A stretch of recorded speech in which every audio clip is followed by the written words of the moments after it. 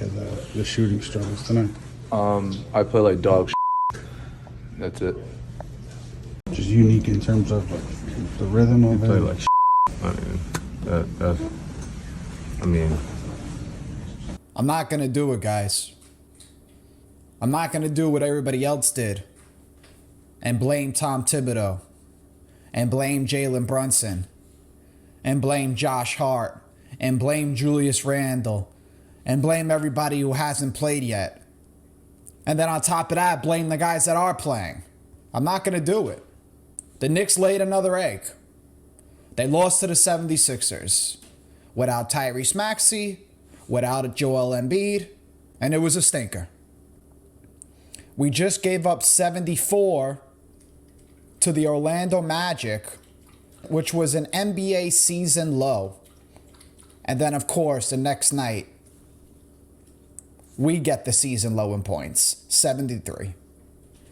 But if you missed that game because you were watching the Oscars or something, and you were watching John Cena walk up on the stage basically butt-ass naked, you didn't fucking miss anything. Can't get mad at these guys, people. These guys that are putting up this production, these guys that are putting out these load of minutes that they're putting out, don't deserve any disrespect from us. I mean, what more are you asking for from these players to give to a team that is completely depleted of their main guys? Guys, the start of this season, the starting lineup was Jalen Brunson, Quentin Grimes, RJ Barrett, Julius Randle, Mitchell Robinson.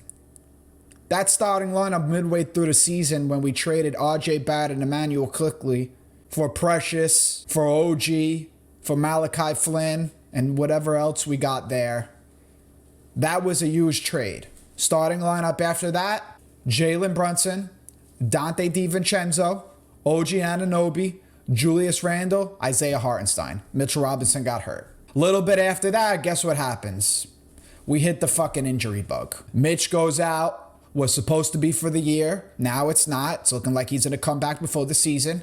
Julius Randle, freak injury, dislocated shoulder.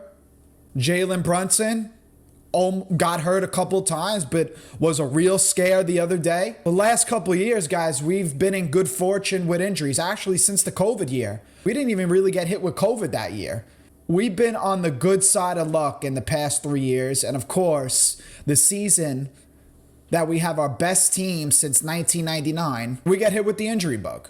And it happens, guys. The 3 kind of different seasons we have gone through in one season. So I named the starting lineup earlier.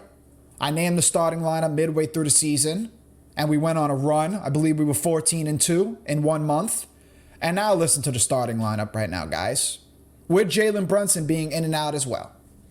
Jalen Brunson, Donte DiVincenzo, Josh Hart, Precious Achiuwa, Isaiah Hartenstein. Also, somebody who's been in and out the lineup with an Achilles issue that has bothered him, that has plagued him actually since last year. There's nothing more that we're going to get out of these guys than what they're giving us right now. We're 8-10 without Randle and Anunoby. We've treaded water as much as we can until our guys come back. You can't expect Jalen Brunson to produce this kind of level of offensive firepower for the amount of time that he has already given us. It's not sensible. It doesn't make sense for the future. It doesn't make sense if we want to make a run in the playoffs. And it's not a successful way of winning basketball. You see this guy falling on the floor 4 or 5 times a night, and every night it's like your heart comes out of your chest. But this is how this team plays. They play fucking hard, no matter who's on the court. That's my favorite thing about Tom Thibodeau, that he has instilled in this team and has instilled in this organization and has instilled in this culture, that no matter who is on that floor, we're going to put our front foot forward always and give our best effort every game. What does Tom Thibodeau say? Before games, when he has to give injury updates, we have more than enough. We have Alec. I don't know what that means, but we got Alec. I've heard him say that recently. That scared me. No, we got Shake Milton on the side too. I was a proponent of bringing back Alec Burks along with Bogey. I like Alec Burks. I just don't like Alec Burks with the offensive responsibility that he has right now. We're giving Alec Burks the same role that we kind of torched him in before we traded him. He was given point guard responsibilities. Alec Burks is not a point guard, guys. He's a microwave scorer off the bench. That's the kind of guy he is.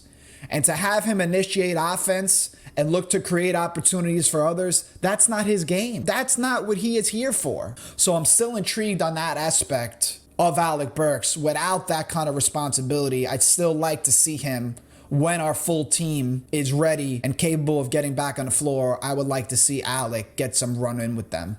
Bogey, I'm not really worried about, because no matter what, he's been a 20-point scorer in this league for a couple of seasons, I believe, or he is. I know he is this season. So I know he's going to fit come playoff time, need a big shot. I kind of think he's going to be that guy to kind of get us a big shot when others aren't going. And you want guys who could space the floor in the playoffs, right? You got the clutch guy. You got the main guy. You got the guy that could close games. Jalen Brunson, Mr. 1A. You got to have guys who are capable of making shots other than him. Julius Randle could dominate 3/4 of a playoff game. Fourth quarter, he don't need to be that guy. We have one of those guys. We have a closer in Jalen Brunson. I don't know if Randle exceeded my expectations last season in the playoffs with his ankle injury, but I know one thing. He didn't complain. He didn't talk about his injury.